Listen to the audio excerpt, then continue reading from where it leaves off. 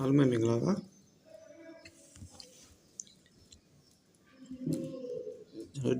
ဒုတိယပိုင်းတင်ပြတာကြာပြီပေါ့နော်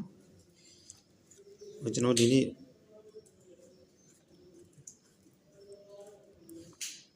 အလုပ်အားရနဲ့ကျွန်တော်ခဏလေးတင်ကြည့်ကြပါတယ်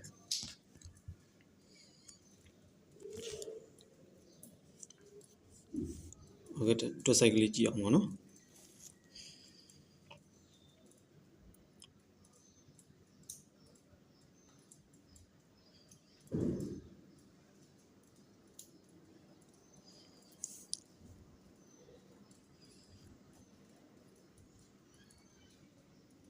ကျွန်တော်ထိစီလေးကြည့်အောင်ပေါ့နော်ထိစီနှစ်ဒီနှစ်ဒီကျွန်တော်ဒီလိုနှလုံးပေါင်းချင်းနှစ်ပါ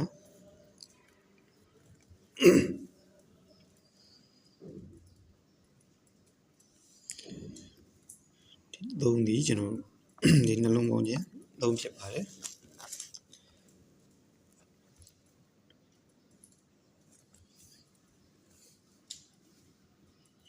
ဒီနှစ်ဒီကျွန်တော်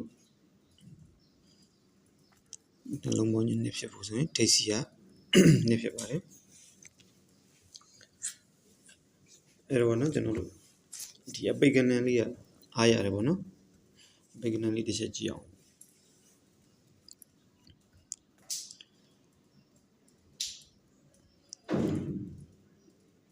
ကျွန်တော်ဒီနှလုံးပေါင်းခြင်း3အဲ3ကကျွန်တော်ရှင်းနေငါနဲ့နှလုံးပေါင်းခြင်းနောက်ပိတ်ဆိုင်ပေါ့နော်နှလုံးပေါင်းခြင်း3ဖြစ်ပါတယ်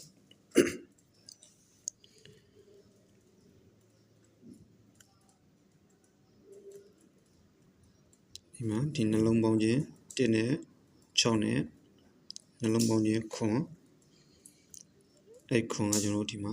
8နဲ့9နဲ့နှလုံးပေါင်းခြင်း9ပါနော်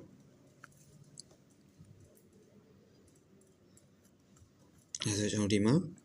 9နဲ့9နဲ့နှလုံးပေါင်းခြင်း4ဖြစ်ဖို့ဆိုရင်ကျွန်တော်6ရှိနေတဲ့အတွက်က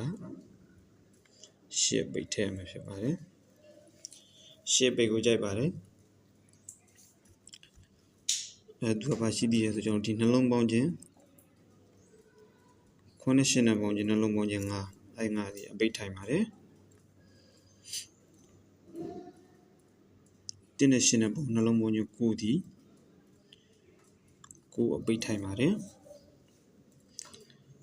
2နဲ့6နဲ့ပေါင်း8ဒီကျွန်တော်ဒီမှာအပိတ်8ထိုင်ပြီးရလို့ကျွန်တော်တို့ယူဆပါတယ်အဲ့တော့8နောက်ပြီးနေစီးဆွဲရင်စီးဆွဲပေါ့နော်အဲ့တော့ကျွန်တော်ကြိုက်တာအခုနှစ်8တခွဲရပါနော်8ပိတ်နဲ့စီးဆွဲလို့ကောင်းပါတယ်အဲ့တော့ကျွန်တော်ဒီမှာဗရိတ်ကလေးကြည့်အောင်နော်ဗရိတ်ကတော့မတူညီဘူးပေါ့ကျွန်တော်ဒီမှာ6နဲ့2နဲ့ပေါင်းခြင်း8အဲ့8ဒီ8နဲ့ကတပရိကကျွန်တော်ဒီမှာ1ပေါ့နော်ဒီလိုယူဆပါတယ်ကျွန်တော်ဒီမှာ3နဲ့3နဲ့နှလုံးပေါင်းခြင်း6အဲ့6ဒီကျွန်တော်6နဲ့ကကိုပရိဆိုပြီးကျွန်တော်ယူကြည့်ပါတယ်ဒီနှလုံးပေါင်းခြင်းနှစ်နဲ့ကကျွန်တော်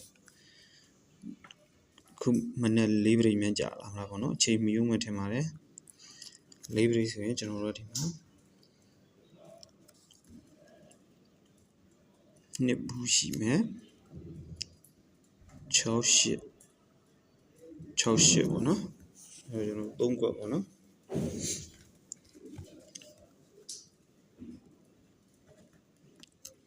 2ကွက်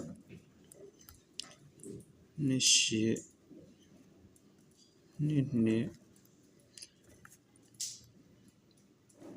68ပေါ့နော်ဒီ3ကွက်ဖြစ်ပါတယ်ကြောင်းပြီးဆိုရင်ကြာရင်ကစားနိုင်ပါခင်ဗျအားလုံးအဆင်ပြေကြပါစေခုမနေ့